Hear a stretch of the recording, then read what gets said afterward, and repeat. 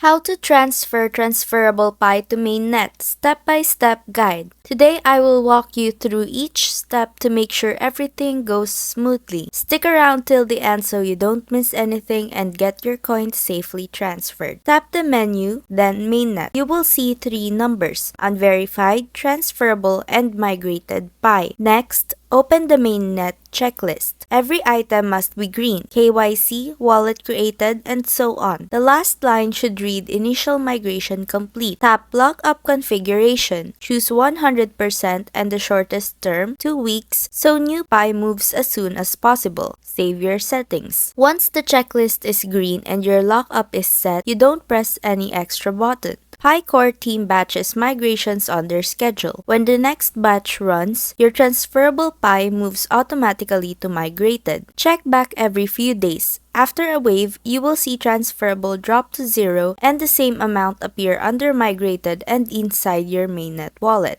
That's all you need. Finish the checklist, set the lockup, and wait for the automatic migration. If this was helpful, smash like, drop Pi migrated in the comments, and subscribe for more Pi tutorials.